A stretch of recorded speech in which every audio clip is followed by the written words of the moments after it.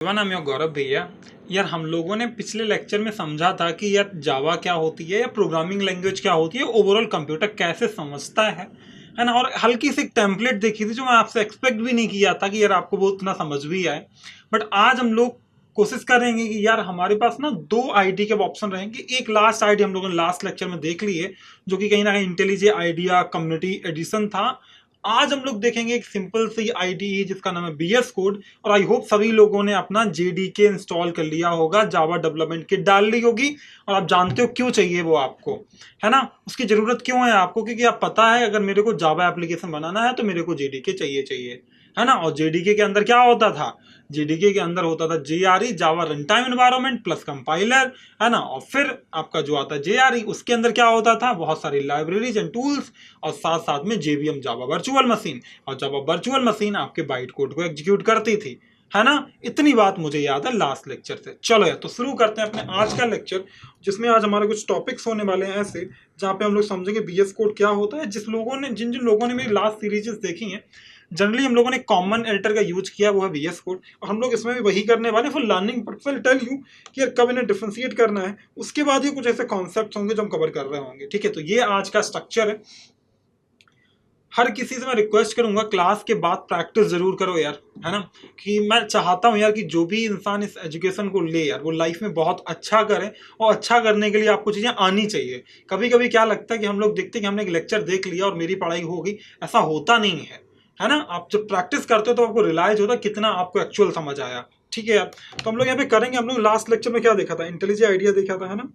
क्या देखा था, इंटेलिजे देखा था, है ना। बट अब मैं क्या चाहता हूं आपसे कि यार ये कब यूज करते हैं, जब आपको जावा का प्रोजेक्ट बनाना हो, जावा पे मैसिव स्केल में काम करना हो। बट मेरे को आपको ना एक दो फाइल्स सेपरेटली करवानी है। ठीक है, ये प्रोजेक्ट की स्पेलिंग देख रहे हो, समझ रहे हो। तो मुझे आपको यार एक तो छोटी छोटी प्रैक्टिस करवानी है, हल्का सा पढ़ाना। उसके लिए मेरे लिए बीएस कोड ज़्यादा कंफर्टेबल है एज कम्पेयर टू इंटेलिजे आइडिया। वो मेरे बस पर्सनल यूज केसेस पे डिपेंड करता है। बट मैं चाहता हूँ प्रॉपर फोल्डर स्ट्रक्चर बने, मैं आपको कोड आपका गिटहब पे दे पाऊँ। अच्छा, जिसको गिटहब नहीं आता ना, वो आप जो एफएसडी वाली पूरी प्लेलिस्ट है उसमें मैंने गिटहब का एक लेक्चर कवर किया हुआ है, वहां पे जाके देख सकते हो। या फिर आपने एफएसडी का बनशॉट भी देखा है, वहां पर भी गिटहब पड़ा हुआ है, वहां पे भी आप देख सकते हो। तो वहां से आपको गिटहब का आइडिया लग जाएगा। तो ये मेरा जावा है। ठीक है, इस जावा के अंदर, अच्छा इंटेलिजे आइडिया में जावा का प्रोजेक्ट अगर मुझे बनाना है, जावा का अगर मुझे प्रोजेक्ट बनाना है तो मैं इंटेलिजे आइडिया का यूज करूंगा। लेकिन अगर मेरे को नॉर्मली डीएसए यानी डेटा स्ट्रक्चर एल्गोरिथम पढ़ना है, या फिर नॉर्मल जावा के multiple day by day structured folders बनाने हैं, तो मैं बोलूंगा बहुत सारी फाइल्स में नहीं फंसते, थोड़ा सा सिंप्लीफिकेशन रखते हैं। उस केस में बीएस कोड यूज करूंगा, जहाँ पे मुझे कोई प्रोजेक्ट वाला पूरा इंटायर पार्ट नहीं बनेगा। सिंपल सा फोल्डर, उसके अंदर सिंपल सी फाइल, वो थोड़ा ईजी रहता है समझने के लिए। ठीक है, तो आज हम लोग क्या करने वाले हैं, विजुअल स्टूडियो कोड का यूज। विजुअल स्टूडियो कोड, यार ये मैंने लास्ट लेक्चर में भी दिखाया था कैसे आप इंस्टॉल कर। लास्ट लेक्चर मतलब जो हमारा फुल स्टैक डेवलपमेंट वाले लेक्चर्स थे उसमें मैंने एक बार बताया हुआ है आपको, है ना। जिसने नहीं देखा तो अगर स्टार्टिंग का भी पार्ट देख लोगे जाके फुल स्टैक डेवलपमेंट वाले पार्ट का, वहां से आपको बीएस कोड इंस्टॉलेशन मिल जाएगा। बट फिर भी मैं एक बार यहाँ पे आपको बता देता हूँ कि कैसे करते हैं ब्रॉडर लेवल पे। तो यहाँ मैं आ गया, यहाँ आने के बाद मैंने सर्च करना है VS code install, VS code download. ठीक है, तो यहाँ पे मुझे क्या, जैसा भी आपका ऑपरेटिंग सिस्टम है उसके भी पे आप कर लेना। यहाँ पे आपको चॉइस मिलेगी विंडोज, मैक और लाइनक्स। तो मेरे पास मैक है, मैंने मैक के लिए डाउनलोड किया हुआ था। और डाउनलोड करने के बाद में याद रखना आपको जितने भी चेक बॉक्सेस मिले सारे टिक कर देना और इंस्टॉल हो जाएगा। बट मैं उम्मीद करके चल रहा हूँ आप लोगों ने प्रीवियस वीडियोज देखी होंगी और आपको आइडिया होगा वीएस कोड कैसे इंस्टॉल करते हैं। ठीक है, बट फिर मुझे उम्मीद है आपको पता है वो चीज़ें, तो मैं इसको स्किप करूंगा। बट वीएस कोड आपको इतना पता है कि होता क्या है ना। एक ऐसी आईडी होगी जहां मैं पूरा कोड लिख पाऊंगा। इसके साथ मेरी जेडीके इंस्टॉल होनी चाहिए जो हम लोगों ने कल ही कर ली थी। चलो यार, तो आज के टॉपिक शुरू करते हैं यार ना। अभी ना एक चीज समझो ना, एक कॉन्सेप्ट है जावा के अंदर, क्लास एंड ऑब्जेक्ट। मैंने आपसे बोला था कि जावा में जो भी होता है वो क्लास एंड ऑब्जेक्ट के टर्म्स में ही होता है। बात समझ आ रही है। और इसीलिए हम लोग फ्यूचर में देखेंगे कि उप्स क्या होता है, ऑब्जेक्ट ओरिएंटेड प्रोग्रामिंग स्टाइल क्या है, फ्यूचर में जानेंगे। बट अभी इतना समझते हैं कि जावा में जो भी होगा वो क्लास एंड ऑब्जेक्ट की हेल्प से होगा। तो मैं क्लास और ऑब्जेक्ट का बहुत सिंपल सा एग्जांपल देता हूँ, बहुत सिंपल सा एग्जांपल। मान लेता हूँ ये आप में से जो करण है उसका ये घर है। ठीक है, उसका ये घर है। और ये मेरे लिए क्या है कि उसके घर में बहुत सारी चीजें हैं। जैसे मान लेता हूँ फ्रिज है, ठीक है। और मान लेता हूँ यार यहाँ से मुझे ठंडा पानी मिल जाएगा, और मान लेते हो थोड़ा खाने के लिए भी किचन है, तो फूड भी है उसके पास में। तो ये दो चीजें रखी हुई हैं किसी करण के घर के पास में। अब मुझे क्या करना है यार, मैं था एक अजनबी इंसान, ठीक है, ये मैं नहीं हूँ, ये कोई अजनबी इंसान है, ठीक है, क्योंकि मैं अपनी ड्राइंग तो नहीं बनाऊंगा। तो ये है कोई अजनबी इंसान। अब इसको क्या करना है यार, इसको क्या करना है, अब वो अजनबी इंसान, अब मेरे को एग्जांपल तो कोई सटीक ही देना पड़ेगा, ठीक है। थोड़ी देर के लिए मान लो तो मैं हूँ, बट थोड़ी देर के लिए मानना, भरोसा मत करना। तो थोड़ी देर के लिए मान लेता हूँ कि ये मैं हूँ। मैंने क्या काम किया, ये करण का भी तो बनाना चाहिए ना, कम से कम अपना ही क्यों कचड़ा करे, ठीक है। चलो, तो ये करण आ गया, ये मैं था। तो मैंने क्या काम किया, मुझे क्या करना था, मुझे करण के पास जाना था बेसिकली ना। मैं करण के ऐसे शहर के पास से निकल रहा था। अब मुझे लगी है भूख और प्यास, मुझे चाहिए ठंडा पानी और खाना। तो करण से अगर मैं बोलूंगा कि यार, मैं पहले गया करण के घर पे कि यार मुझे ना भूख लगी है, मैं घर के बाहर गया, मैं बोला भूख लगी है या फिर ना मुझे पानी की जरूरत है, तो मुझे लगता है कहीं ना कहीं हो सकता है कुछ पॉसिबिलिटी में वो लोग खाना और पानी दे दें, बट घर के बाहर देंगे जैसे कोई एक बेगर या फिर एक भिखारी मांगने आता उस केस में। बट सिनेरियो थोड़ा रिवर्स करके देखते हैं। वो सिनेरियो ये है कि अब मैं क्या काम किया, मैं डायरेक्टली घर पे नहीं गया, या पॉसिबली नहीं भी मिल सकता है ना, पॉसिबली नहीं भी मिल सकता, हर कोई ऐसा नहीं होता कि ठीक है कोई भी आगे तो उठा के दे दूंगा, वो मुझे नहीं जानते। बात समझ आ रही है। अब मुझे क्या करना है, मुझे इसमें कुछ भी एक्सेस करना है, तो मैंने क्या काम किया, मैं घर पे नहीं गया, मुझे करण दिखाई पड़ गया। मैं बोला करण, तो करण बोला हाय सर, है ना। करण बोला सर मैंने आपसे यूट्यूब पे वो जावा वाला पढ़ा था ना कोर्स। अच्छा, मैं बोला अच्छा करण ठीक है, आप जानते हैं करण मुझे ना भूख लग रही है। तो करण बोला क्या बात करो सर, चलो, है ना। तो वो मुझे घर लेके जाता है और कहीं ना कहीं खाने और पानी की जुगाड़ कर देता है। तो अब मेरे लिए आसानी रिस्पेक्टेड वे में पॉसिबली, है ना, रिस्पेक्टेड वे में वो खाना और पानी की जुगाड़ हो गई। तो अब यहाँ पे क्या हुआ कि क्लास के अंदर सारा कुछ रहेगा, एक ब्लूप्रिंट रहेगी जहाँ पे सारी प्रॉपर्टी पड़ी रहेंगी। ऑब्जेक्ट एक वो ऐसा फ्रेंड होगा, एक ऐसा रेफरेंस होगा जो आपको क्लास से चीजें लाने और ले जाने में हेल्प करेगा। जैसे मेरे केस में क्या था, मुझे डेटा चाहिए था या मुझे चीजें चाहिए तो मुझे करण से लेनी पड़ रही हैं, और करण अपने घर में, क्योंकि वो उसी का ऑब्जेक्ट है, क्योंकि घर किसका है, करण का है कहीं ना कहीं। तो करण इस फैमिली से बिलोंग करता है, नहीं करण का ऑब्जेक्ट है किसका, अपने घर का। तो अब क्या होगा, करण के थ्रू मैं कुछ भी एक्सेस कर सकता हूँ, डायरेक्टली मैं एक्सेस नहीं कर सकता। तो पूरी बात हमें क्या समझ आई कि जावा के अंदर जो क्लासेस हैं वो पूरी ब्लूप्रिंट हैं, जिनके अंदर बहुत सारी प्रॉपर्टीज पड़ी होंगी, उनको एक्सेस करना है तो आप किसकी हेल्प से करोगे, करण की हेल्प से, अरे ऑब्जेक्ट की हेल्प से करोगे। बात समझ आ रही है। तो वो क्या क्लास एंड ऑब्जेक्ट का कॉन्सेप्ट बहुत डिटेल अभी नहीं समझ आएगा, आएगा समझ जैसे मैं एग्जांपल्स लिखूंगा। तो इनिशियल स्केल में सब लोग मानते हैं जावा इतनी आसान नहीं है ना। जावा में थोड़े लंदी कॉन्सेप्ट्स होते ही हैं, लंदी सिंटैक्सेस भी होते हैं जिनको थोड़ा याद रखना मुश्किल है, पर जो लोग एफर्ट मारते हैं वो लोग अच्छा पैकेज लेके जाते हैं, है ना। चलो यार, तो ये बात हम लोग समझ गए कि ठीक है यार, ये मेरे पास में क्लास होगी, क्लास के अंदर सारी प्रॉपर्टीज पड़ी होंगी, मुझे इस प्रॉपर्टीज को एक्सेस करना है, चेंज करना होगा तो मैं ऑब्जेक्ट की हेल्प से करूंगा। इतनी बात मुझे समझ आती है, बढ़िया, ठीक है। चलो यार, तो हम लोग ये दो कॉन्सेप्ट तो समझ गए कि बीएस कोड मुझे क्यों चाहिए, क्लास एंड ऑब्जेक्ट क्या होता है। अब मैं बात करूंगा वेरिएबल्स की। मैं बना के दिखा दूं एक बार आपको क्लास और ऑब्जेक्ट बनाते कैसे, ठीक है। क्लास एंड ऑब्जेक्ट, उसके लिए मैं क्या करूंगा, बीएस कोड में जाऊंगा, और ये जावा सीरीज वाला मैंने कहीं ना कहीं कुछ तो बनाया था यार, जावा सीरीज का मैंने कुछ तो बनाया था, बट ना बहुत कुछ पढ़ा था यार उसमें वो इंटेलिजे के चक्कर में। तो अब ये देखोगे ना, ये मुझे बहुत कुछ चाहिए नहीं यार, ये इंटेलिजे फ्री में बहुत कुछ दे दे रहा था, अब इनकी मुझे जरूरत है नहीं। मैं इसको आइडिया को हटा दूंगा, डॉट आइडिया वाले पार्ट को, मूव टू ट्रैश, क्योंकि मुझे इंटेलिजे में नहीं चाहिए, मुझे बस दो फाइलें चाहिए ये, ठीक है। इतना मैं बहुत खुश हूँ, हैप्पी हूँ, ठीक है। आई होप मेरा गिटहब कोपायलट बंद है। ये कि एआई है जो ऑटोमेटेड कोड लिखने में मदद करता है। सो गिटहब कोपायलट, मैंने गिट लिखा प्रॉब्ली आ जाएगा, मैं उसको डिसेबल कर दूंगा क्योंकि मैं नहीं चाहता वो क्लास में मेरे को डिस्टर्ब करे, खुद से कोड लिखे, ठीक है। अब खुद से नहीं लिखेगा वो। तो हम लोगों ने लास्ट टाइम एक क्लास बनाई थी हेलो करके, ठीक है। मैं खोलने वाला हूँ जावा सीरीज नाम का फोल्डर, तो मेरा ऐसा ओपन हो गया। आपको याद होगा लास्ट टाइम हम लोगों ने क्या किया था, क्लास बनाई थी। जावा में क्लास डिफाइन करने के लिए आपको क्लास नाम के कीवर्ड का यूज करना पड़ता है। ये क्लास का नेम जिसका फर्स्ट लेटर कैपिटल होना चाहिए, ठीक है। अब कुछ कुछ रूल्स होंगे जो हम टाइम के साथ जानेंगे, जिससे हम लोग आइडेंटिफाई कर पाएंगे कि अच्छा ठीक है क्लास का कैसे नाम दें या फिर बाकी चीज़ों कैसे नाम दें, वो धीरे धीरे समझ आएंगे। बट अभी के लिए समझ लो कि क्लास का जो फर्स्ट लेटर है वो कैपिटल होना चाहिए, और फिर कर्ली ब्रेसेस हैं। ये मैंने आपसे बोला था कि आपकी जावा प्रोग्राम को रन करने के लिए जेवीएम लगता है, जावा वर्चुअल मशीन लगती है, और जावा वर्चुअल मशीन पता है किसको एक्सेस करती है, मैन मेथड को। तो ये अभी इनका मतलब मत समझना, पब्लिक स्टैटिक भूल जाओ, वॉइड भूल जाओ अभी के लिए, इतना मान लो कि, और ये भी भूल जाओ अभी के लिए, स्ट्रिंग ARGS वाली पार्ट भी, ठीक है। अभी इतना समझ लो कि मैन मेथड जो है इसी के हेल्प से मेरा जावा प्रोग्राम चलेगा, अगर ये नहीं है तो मेरा जावा प्रोग्राम नहीं चलेगा। बात समझ आ रही है क्या, आई होप ये आ रही है बात समझ। तो मैं क्लास समझ गया, बट ऑब्जेक्ट क्या होता है, तो अब क्या है, मैं एक कीवर्ड आपको बता देता हूँ पब्लिक, क्योंकि अभी मुझको जरूरत पड़ने वाली है मुझे उसकी। तो अभी पब्लिक कीवर्ड का फायदा ये होता है कि आपने एक क्लास अगर पब्लिक बना दिया, कोई प्रॉपर्टी पब्लिक बना ली, वो बाकी दुनिया में हर एक जगह एक्सेसिबल होगी, यानी कि उस प्रोजेक्ट से रिलेटेड सारी फाइलें उसको एक्सेस कर सकती हैं। तो हर जगह एक्सेसिबिलिटी डिफाइन करता है, बात समझ आ रही, वो पब्लिक प्रॉपर्टी है, समझ लो। तो वो पब्लिक बना दी जाती है, स्टैटिक का मीनिंग टाइम आने पे बताऊंगा, डोंट वरी, ठीक है। तो चलो यार, मैंने अभी यहाँ पे ना मुझे एक पब्लिक क्लास बना देनी, मतलब अब तो एक फाइल के अंदर ना एक ही पब्लिक क्लास हो सकती है, इतना भी आपको याद रखना है, बाकी बिना पब्लिक क्लासेस होंगी। तो अब वो ऐसे नॉर्मली लिख लो, माना कि मैंने क्लास लिखी हुई है क्लास, और मान लेता हूँ मैं थोड़ी देर के लिए पेरेंट है, ठीक है। अब पेरेंट के पास में क्या है, माना कि यहाँ पे ना कुछ कुछ प्रॉपर्टीज होंगी, और मुझे पेरेंट की प्रॉपर्टी एक्सेस करनी है किसके अंदर, हेलो क्लास के अंदर, ठीक है। और इतना भी याद रखना है, जो भी यहाँ पे क्लास नेम है वही तुम्हारा फाइल नेम होना चाहिए, कुछ और नहीं दे सकते आप। जो क्लास नेम है आपका पब्लिक क्लास का नाम है, वही आपकी फाइल का नाम होना चाहिए, ये मैंडेटरी है, ठीक है। तो ये पेरेंट क्लास मैंने एक बना ली, मैं एक चाइल्ड क्लास बना लेता हूँ, ठीक है। अब मुझे उसका नाम भी चेंज करना पड़ेगा, हालांकि हो सकता है ये ऑटोमेटिक हो जाए, तो वो ऑटोमेटिक हो गया मेरे में, है ना। कुछ कुछ एक्सटेंशंस पड़े हुए हैं, जब भी आप VS कोड में आते हो ना, तो जावा पैक करके इंस्टॉल कर लेना है VS कोड में। ये बड़ा आसान रहता है VS कोड ना, बहुत सारी चीज़ों के लिए, इसलिए मुझे बहुत पसंद है यार, ये पर्सनली बहुत पसंद है मुझे। तो एक जावा एक्सटेंशन पैक ये डाल लेना, और इससे आपकी चीज़ें ऑटोमेटेड हो जाएंगी VS कोड के अंदर, ठीक है। चलो यार, तो मैं इसको हटा देता हूँ और इधर से अपनी फाइलें ले आता हूँ। तो ये मेरी पेरेंट क्लास होगी। बाद बाकी आप लोगों ने डाउट ना कमेंट में डाला करो, वहाँ से मुझे एड्रेस करना आसान होगा, आपको चीज़ें बहुत आसानी से बहुत कुछ समझ आ जाएगा, है ना। तो कमेंट लिखने की कोई कॉस्ट नहीं होती यार, तो इस्तेमाल करो उसका, है ना, ठीक है। तो अब यहाँ पे क्या हम लोग समझ गए, पेरेंट है, ये चाइल्ड है। अब मुझे क्या करना है, ये मैं समझ गया कि यार ठीक है, क्लास और ऑब्जेक्ट में समझ गया, बट ऑब्जेक्ट कैसे बनाएंगे वो मैं बताऊंगा आपको, कैसे डिफाइन करते हैं। ऑब्जेक्ट बनाने के लिए मैं हेलो वर्ड हटा देता हूँ यार यहाँ से, ठीक है। अभी नॉर्मली मैन मेथड है।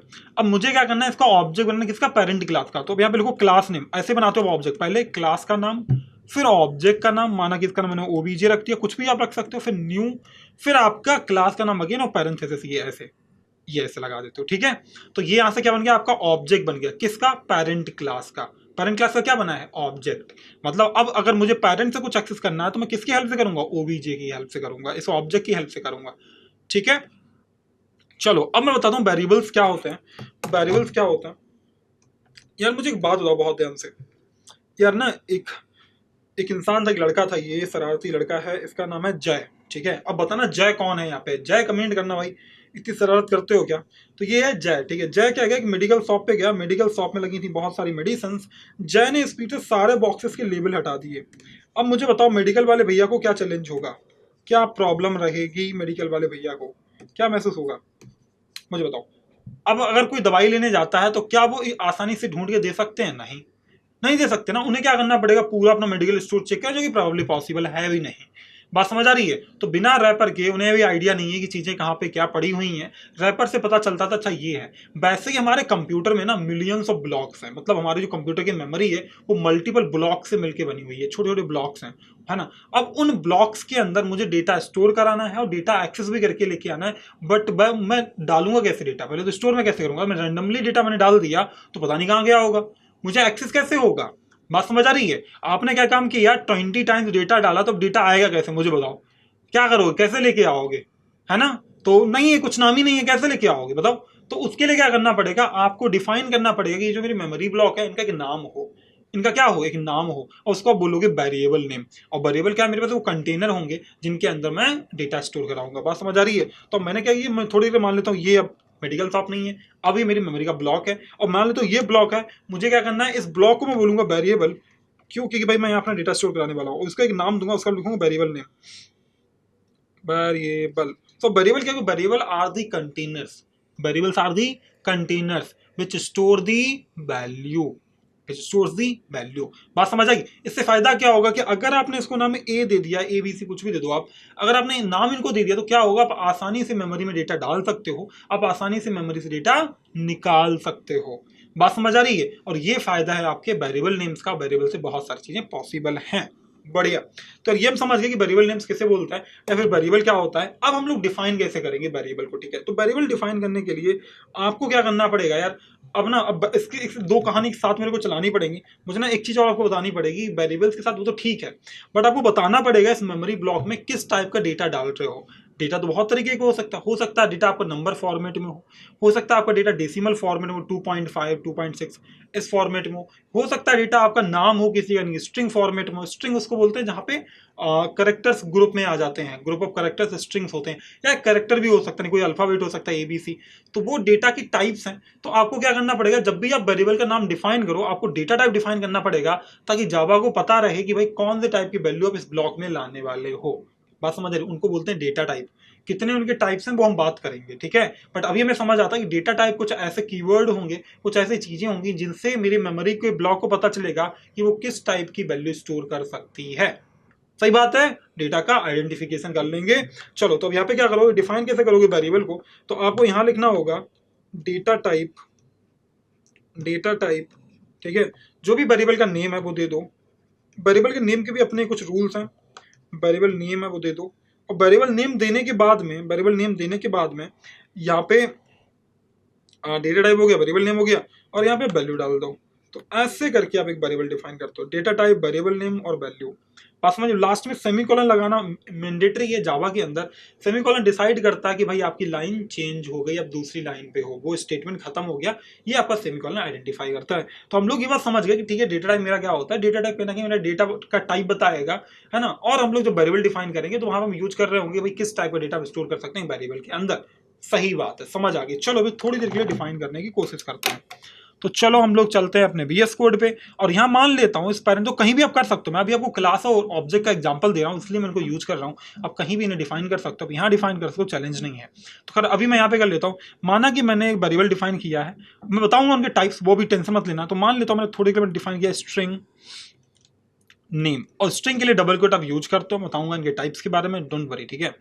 तो यहाँ पे मैं डबल कोट्स में लिखा हुआ है गौरव पांडे, गौरव नहीं यार पेरेंट में नहीं डालता है, मैं पेरेंट डाल देता हूँ, ठीक है, पेरेंट क्लास, ठीक है, ये मैंने डाल दिया। उसके बाद आपको सेमीकोलन लगाना है। तो आपने क्या किया, एक प्रॉपर्टी डिफाइन कर दी किसके, पेरेंट क्लास के अंदर, बट चाइल्ड क्लास को तो चाहिए, किसकी हेल्प से मिलेगी, ऑब्जेक्ट की हेल्प से मिलेगी। कैसे, मुझे प्रिंट करानी है, तो वो साउट लिखो यहाँ पे, system dot out dot print statement आ जाएगा इंटर हिट करने के बाद, और उसके बाद आप क्या करोगे, OBJ ऐसे ऑब्जेक्ट पर डॉट लगाओगे ना, डॉट से आप उनके पेरेंट जो उनकी क्लास है उसके कुछ भी किसी भी प्रॉपर्टी एक्सेस कर सकते हो।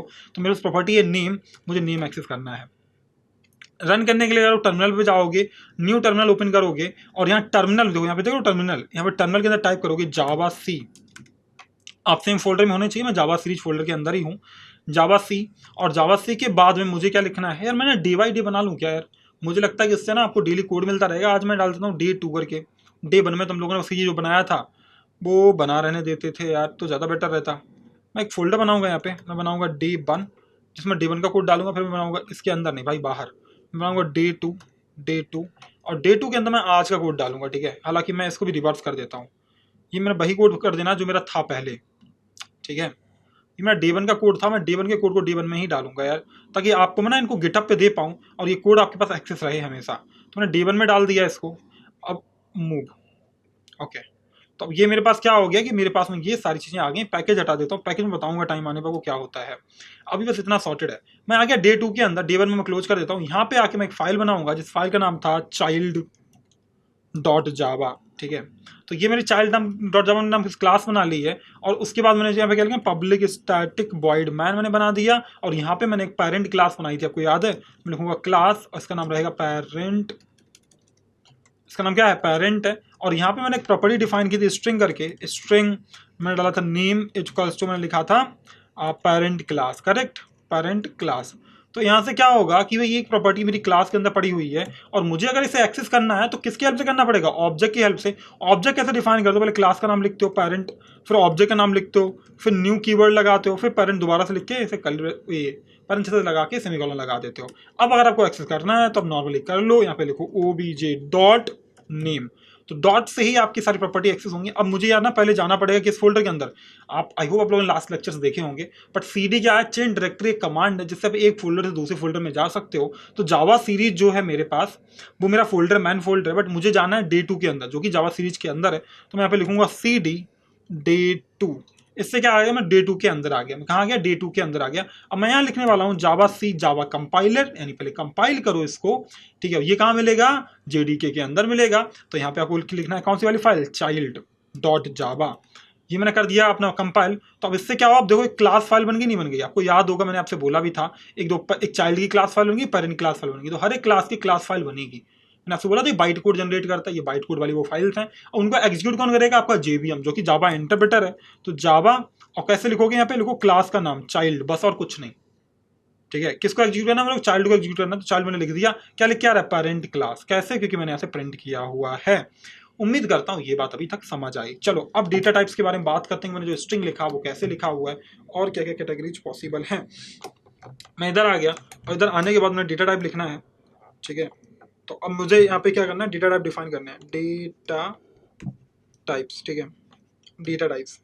यार ये क्या होते हैं मैंने आपको पहले बताया। इनकी हेल्प से पता चलेगा आपका डेटा किस टाइप का है, वो डेटा टाइप कहलाएगा। तो चलो यार कर लेते हैं अपन। यहाँ पे मुझे क्या करना है यार ना, डेटा के कौन कौन से टाइप हो सकते हैं मुझे बताओ यार। एक तो नंबर हो सकता है, सही बात है या नहीं हो सकता? आप मुझे बताओ, नंबर हो सकता है नहीं हो सकता? हाँ नंबर हो सकता है। दूसरा क्या हो सकता है यार मेरे?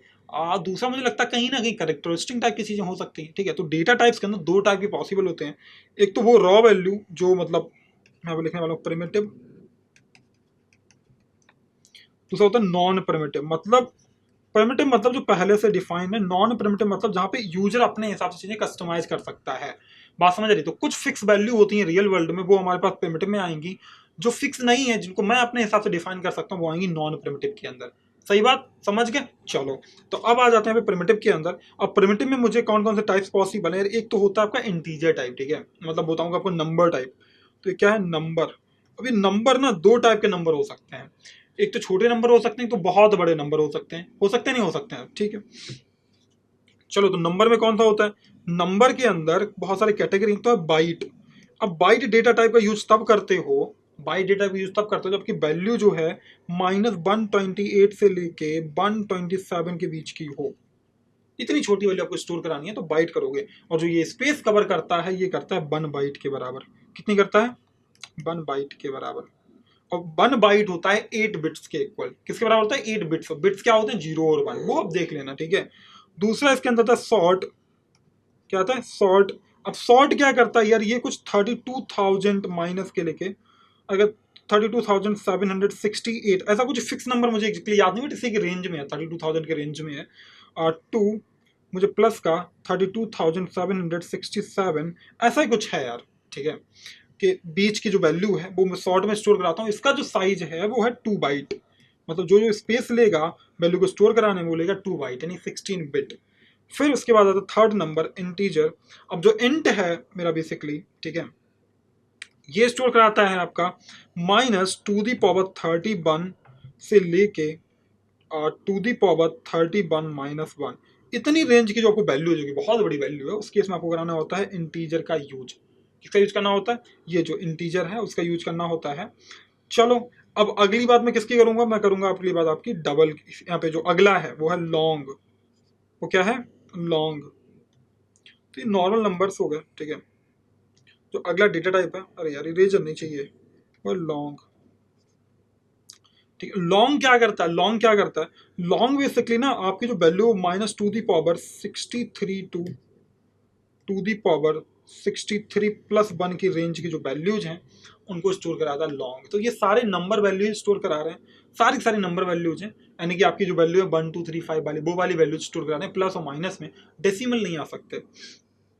दूसरी जो कैटेगरी है वो है डेसिमल की। अब डेसिमल में जो कैटेगरी है, दो कैटेगरी है। एक तो फ्लोट। ठीक है, इसका क्या मतलब होता है? Up to 6 decimal places. तो ये अप टू 6 और 7 डेसिमल प्लेसेस, इतना अगर आपको रखना है, यानी कि आपको 1.5634 ऐसा कुछ लिखना, तो आप फ्लोट का यूज करोगे। Decimal digits after decimal. ठीक है, डिजिट्स आफ्टर डेसिमल पूरा लिख देता हूँ ऐसे प्रॉपर। डिजिट्स आफ्टर डेसिमल, उसको आप बोलोगे फ्लोट। ठीक है, चलो बढ़िया, ये बात तुम्हें समझ आ गई है ना? अब उसके बाद क्या करना? उसके बाद क्या होगा? मेरे पास में फ्लोट तो हो गया, बट उसके बाद एक नया डेटा टाइप है, तो होता है डबल। अब डबल क्या बोलता है? डबल बोलता है भाई मैं करने वाला हूँ बहुत ज्यादा वैल्यू स्टोर।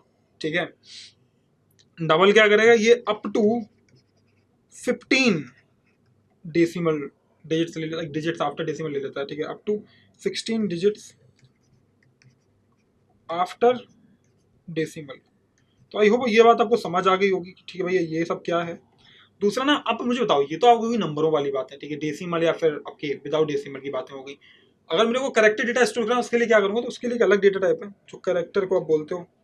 कैरेक्टर के लिए कैर होता है, क्या होता है, कैर डेटा टाइप, ठीक है। अब ये क्या कराता है, ये ABC ऐसी वाली वैल्यू स्टोर करता है, तो आपको ये सिंगल कोट में डालने पड़ेंगे। किस में डालने पड़ेंगे, सिंगल कोट्स में।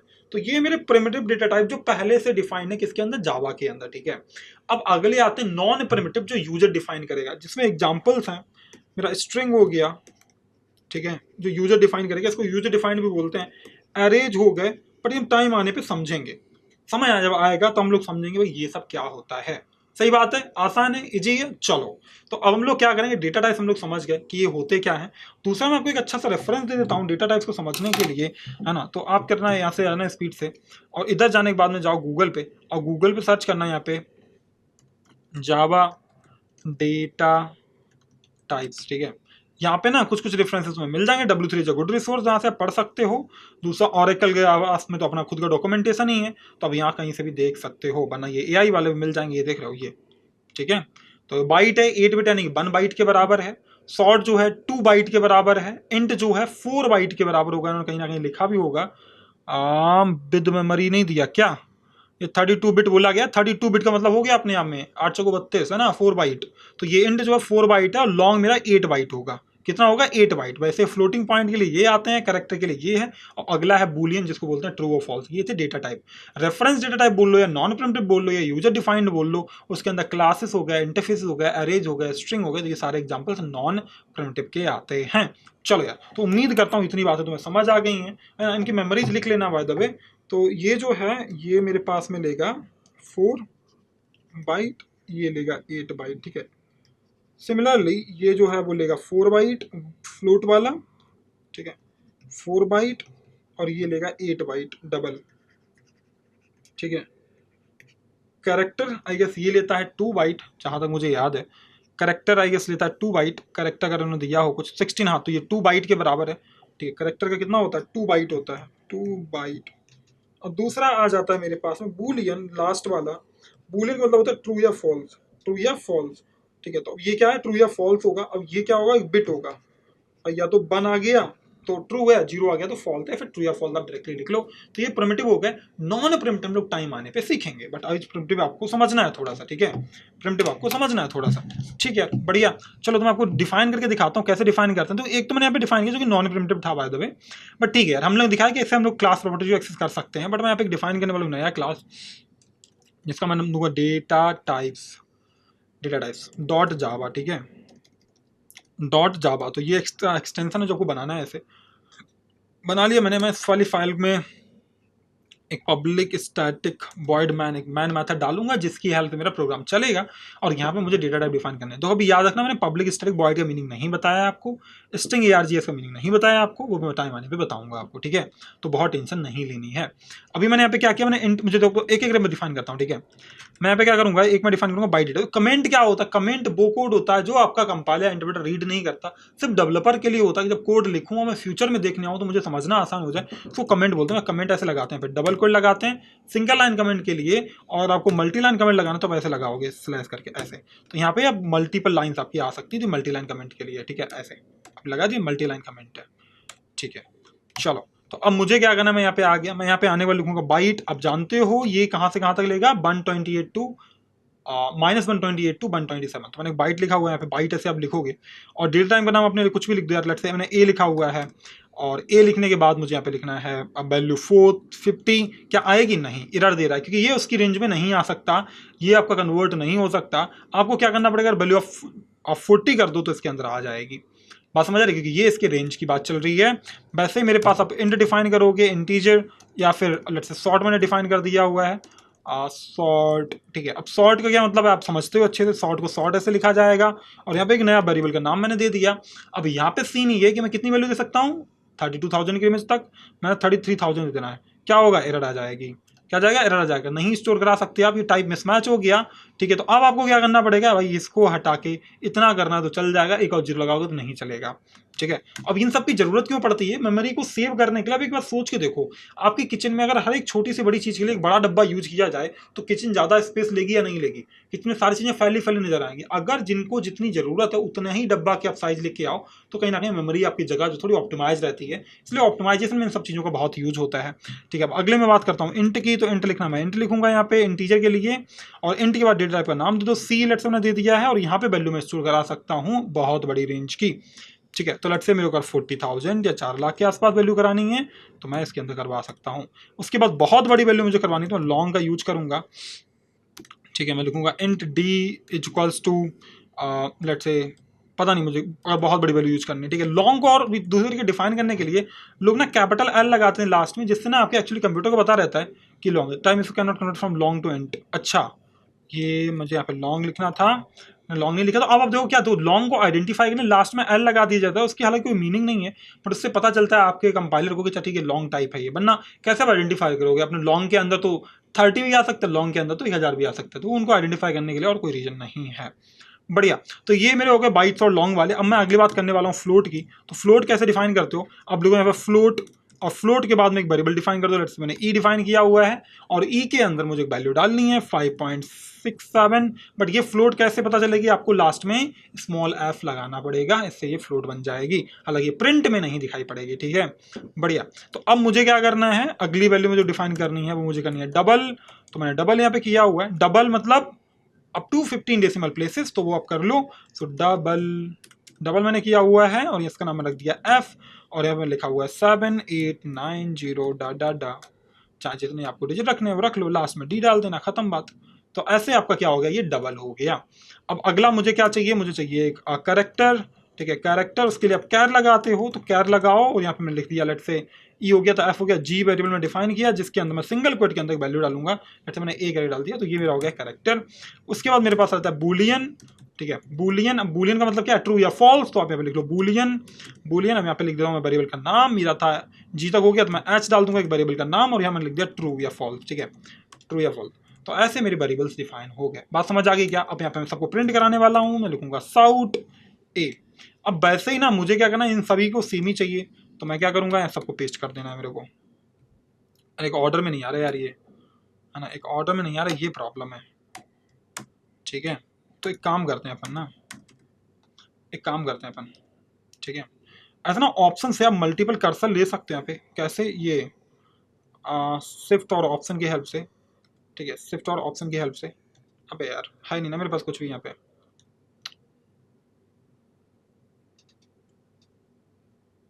कुछ भी नहीं हो रहा क्या? क्योंकि अब जो पता मल्टीपल कर्सर तो मिले, बट मेरे पास चीज़ें ही नहीं थी, तो मैं ऑप्शन और कमांड दबाया, आपके में अल्टरनेटिव और कंट्रोल होगा। ठीक है, हालांकि कोई बात नहीं, मैं अपने ऐसे जुगाड़ चला लूंगा। मैं फिर से पेस्ट मारूंगा, मैं फिर से पेस्ट मारूंगा, कब तक नहीं होगा, हो जाएगा एक दिन तो। ठीक है, बढ़िया। क्या मैं फॉर्मेट कर सकता हूँ इसको? मैं बोलूँगा फॉर्मेट डॉक्यूमेंट कन्फिगर, तो मैं बोलूँगा जावा से कर दो भाई। तो ये सारा कुछ सॉर्टेड हो गया, इससे मेरी फाइल थोड़ा ऑर्गेनाइज रहता है। मैं लिखा ए बी, ऐसे आप वेरिएबल्स प्रिंट कराओगे, फिर आप लिख लो यहाँ पे सी। ठीक है, ऐसे मैंने जो वेरिएबल डाले उन सबकी वैल्यू मुझे यहाँ पे प्रिंट हो जाएगी। ई, फिर मेरा वेरिएबल था एफ, एक मेरा था वेरिएबल जी। ठीक है, फिर मेरा था एच, इतना ही था ना एच तक, और तो कुछ था ही नहीं, तो उसको हटा दो, हटा दिया, बढ़िया। तो ये मेरे ए बी सी डी तो रह गया यार, ओ नो, डी रह गया, ए बी सी डी, तो यार ये तो ए बी सी डी भूल गया अपन। ठीक है, चलो तो अब क्या करेंगे हम लोग, यहाँ पे अपनी फाइल को डिफाइन करेंगे, क्या करेंगे, कंपाइल करेंगे। जावा सी, फाइल का नाम क्या था, हर बार आपको ना करना ही है, याद रखना ऑटो सेव आपके सिस्टम में ऑन हो, वरना आपको हर बार सेव करना पड़ेगा, वरना नहीं चलेगा। सेटिंग्स में जाना, यहाँ सर्च करना ऑटो सेव। क्या सर्च करोगे? ऑटो सेव, और यहाँ पे कर देना आफ्टर डिले। यहाँ पे ऑफ होगा बाई डिफॉल्ट, आफ्टर डिले कर देना, इससे अपने आप कोड सेव होता रहता है। ठीक है, वरना आप कमांड ऐसे फिर कंट्रोल ऐसा, अगर विंडोज है तो कंट्रोल ऐसे दबा के सेव करते रहना, तभी चलेगा, वरना नहीं चलेगा। जावा सी मैं डाला डेटा टाइप्स डॉट जावा, उसके बाद मैं लिखूंगा जावा, मेरी फाइल का नाम क्या था, डेटा टाइप्स, मैंने लिख दिया, और ये मैंने रन किया, तो यहाँ पे मेरी सारी की सारी वैल्यूज आप आ गई। तो जो आपने लास्ट में लिखा वो नहीं दिख रहा है, बात समझ आ रही? वो आइडेंटिफाई करने के लिए थे, एक्चुअली वैल्यू जो मैंने यहाँ पे लिखी हुई थी वो सब आ रही है, वो थी डेटा टाइप्स। आई होप समझ गए होगे आप लोग। ठीक है, तो डेटा टाइप्स के बाद अपना अगला कॉन्सेप्ट क्या था, मेथड्स थे अपने। ठीक है, बट मेथड से पहले मैं आपको कुछ चीज़ डिफाइन करना चाहता हूँ कि वेरिएबल्स की नेम कैसे डिफाइन करते हैं। ठीक है, naming convention for variable name. इतना याद रखना, कुछ चीज़ें बहुत सारे तरीके से लिखे जा सकते हैं, कुछ तरीकों से नहीं लिखे जा सकते हैं, वो समझ लो, बाकी सब ठीक है। दूसरा, variable name can not start with number. Variable name, क्योंकि मेमोरी के जो एड्रेस होते हैं वो नंबर फॉर्मेट में होते हैं। Variable name can't start with number, start with number, पहली बात तो ये, ठीक है, मतलब ये नहीं हो सकता, वन ए नहीं हो सकता, ये गलत है। ए वन हो सकता है बट ये गलत है, ठीक है। दूसरा, आपका जो वेरिएबल नेम है उसके बीच में स्पेस नहीं हो सकती। Variable name can't have space between, ठीक है, ये भी नहीं हो सकता, स्पेस बिटवीन, ये भी नहीं कर सकते आप, मतलब ये नहीं हो सकता A B C D E, ये नहीं हो सकता, ये स्पेस गलत है। ये हो सकता है ए बी सी अंडरस्कोर लगा के आप इनको मर्ज कर सकते हो, मतलब जो भी आपको लिखना था बाय द वे, ठीक है। तो ऐसा कुछ पॉसिबल है, ये सही है, वो गलत है। थर्ड नंबर, अब अगला क्या हो सकता है, variable name can not store the special characters, ठीक है। Variable names can't have special character, special characters, ठीक है, मतलब एट द रेट वगैरह आप यूज नहीं कर सकते, ये सब पॉसिबल नहीं है, मतलब ए एट द रेट बी ये सब नहीं कर सकते, ये गलत है, ठीक है। अगला, बाद बाकी आप स्पेसिस नहीं कर सकते। दूसरा, प्री डिफाइंड कीवर्ड यूज नहीं कर सकते। प्री डिफाइंड जो ऑलरेडी डिफाइंड है प्रोग्रामिंग लैंग्वेज, जैसे आपके डेटा टाइप्स के नाम डिफाइंड, जैसे इंट, अब इंट को वेरिएबल नेम रख सकते हैं, बात समझ आ रही है। तो can't use pre defined word, वो आप नहीं कर सकते। प्री डिफाइंड वर्ड्स वो आप नहीं यूज कर सकते। तो ये कुछ रूल्स हैं जो आपको याद रखना है, ठीक है। और वैसे ही आपकी जो क्लास है उसके लिए भी सेम ही रूल अप्लाई होते हैं, बट उसका फर्स्ट लेटर कैपिटल होना चाहिए, यहाँ कैपिटल होने की जरूरत नहीं है, ठीक है, बढ़िया। तो अब ये समझ गए कि नेमिंग कन्वेंशंस मेरे पास क्या है। अब बात करूंगा मैं मेथड्स की। मेथड क्या होते हैं, मेथड क्या होते हैं यार, अभी के लिए ना बहुत ज़्यादा मैंने पढ़ाया नहीं आपको, पर थोड़ी सी बात बताना चाहूँगा यार। अभी एक चीज़ आप समझ लो, अब एक सिंपल सी चीज़ समझो, ठीक है। मेथड्स को हम लोग आने वाले टाइम में बहुत डिटेल में देखेंगे, बट आज हल्का सा थोड़ा सा देख लेते हैं। अब मेथड्स बेसिकली क्या होता है, मान लो कि गन्ने का जो जूस निकालते हैं, फिर किसी भी चीज़ के जूस निकालते हैं, उस इंसान को मैं पकड़ लूँ, तो पहले क्या है कि अगर उनके पास कोई मशीन नहीं है तो कूट के निचोड़ के उसको जो भी निकाल सकते हैं निकाल लेंगे, उनको ये प्रोसेस बार बार करनी पड़ेगी। सेम चीज़ भाई, उनके पास कोई भी फल आएगा वो कूटेंगे, फिर दबाएंगे, फिर निकालेंगे। इसी प्रोसेस के लिए वो अगर क्या करें, मशीन बना लें कि भाई मैं तुमको दूंगा एक इनपुट, यानी कोई फल दूंगा, उसके बदले मेरे को जूस चाहिए। बात समझ आ रही है। तो वो हो गया मेथड, जो कि एक स्पेसिफिक प्रॉब्लम सॉल्व करेगा, कि मेरे पास एक इंडिविजुअल प्रॉब्लम है जिसे मुझे सॉल्व करना है, और ये पॉसिबल है मेथड्स की हेल्प से। किसकी हेल्प से, मेथड्स की हेल्प से। तो आप क्या करोगे कि एक मेथड डिफाइन करो। मेथड डिफाइन कैसे करते हैं, ऐसे यहाँ पे लिखोगे डेटा टाइप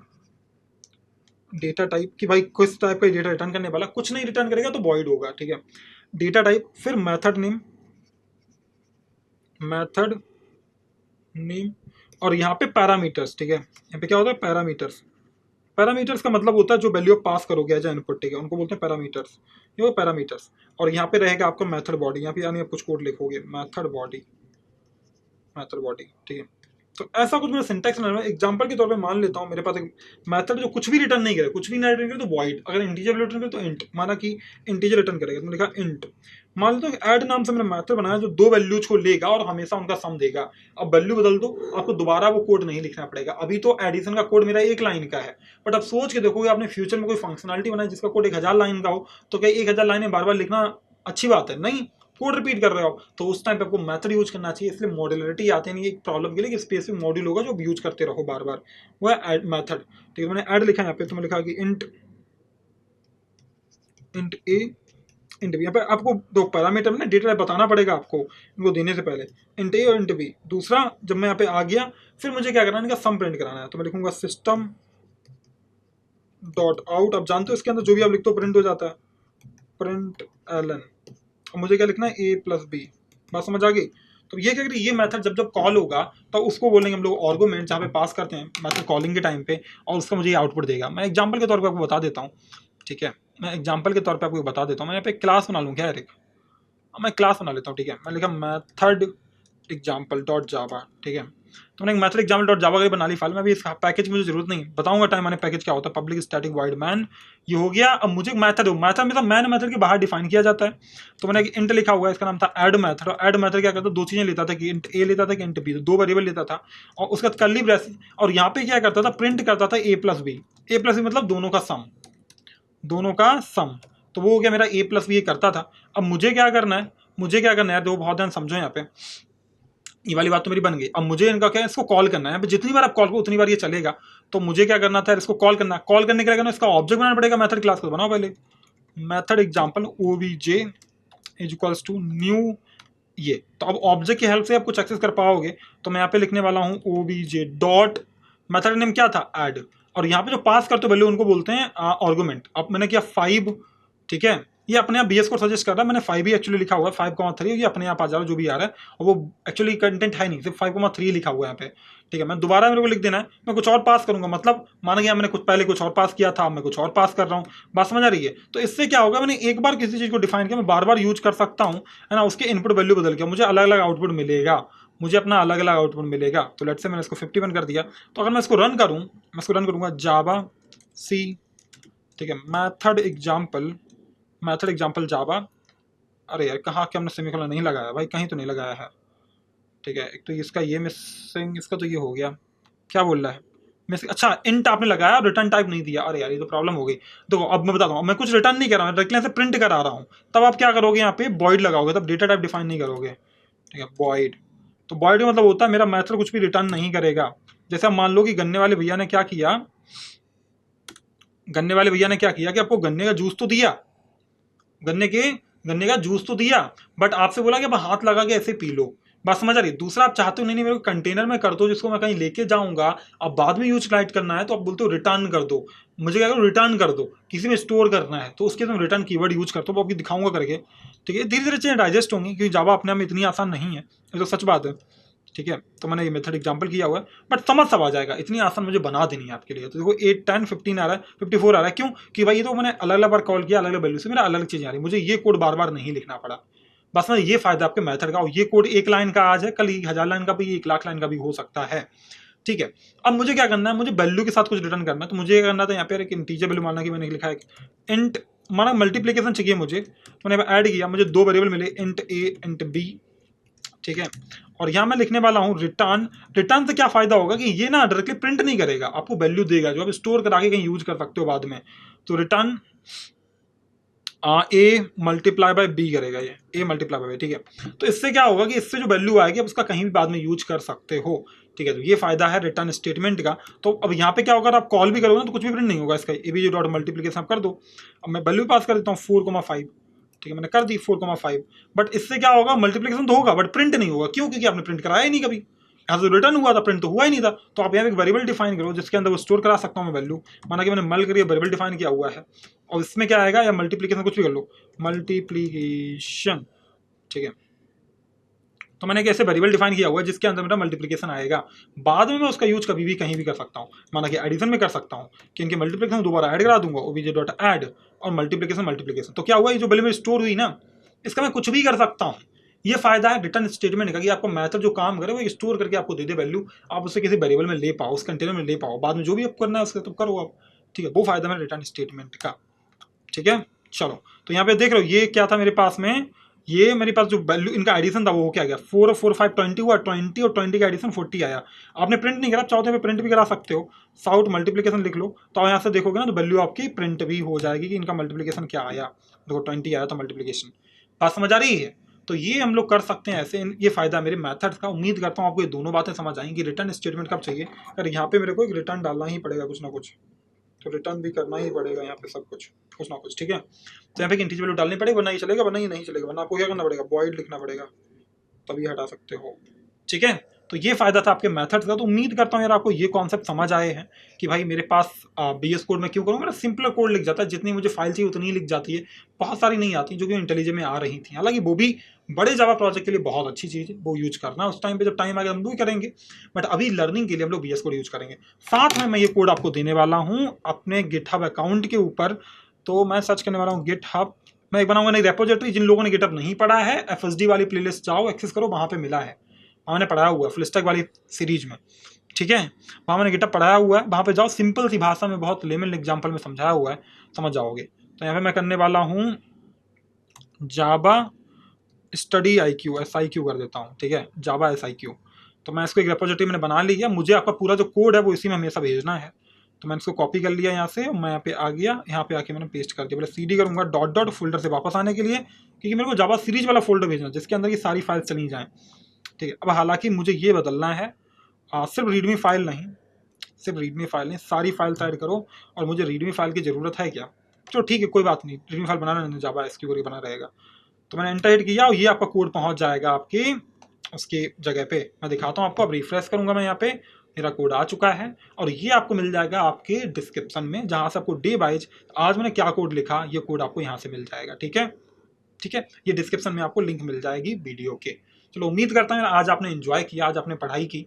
आप प्रैक्टिस करना प्लीज़, डेटा टाइप्स को डिफाइन करने की कोशिश करना और मुझे कमेंट्स में बताना कि आप चीज़ें कंटिन्यूसली कर रहे हो कि नहीं कर रहे हो। यार पता चले मैं इतना एफर्ट मार रहा हूँ, मेरा पूरा पर्पस इस सीरीज को शुरू करने का है कि मैं आपको DSA फ्यूचर में बहुत स्ट्रॉन्ग करा पाऊँ, जिससे आपके बड़े बड़े पैकेजेस लगें। बस समझ आ रही है, लेकिन अगर मुझे इस पर अच्छा रिस्पॉन्स मिलेगा तभी वो पॉसिबल है कि मैं आपको DSA के लिए बहुत ही डेडिकेटेड और बहुत कायदे का एक फ्री में कोर्स लेके आ पाऊँ। ठीक है, तो मिलता हूँ आपसे अगले लेक्चर में, तब तक ख्याल रखना और प्रैक्टिस करते रहना। Bye bye to all.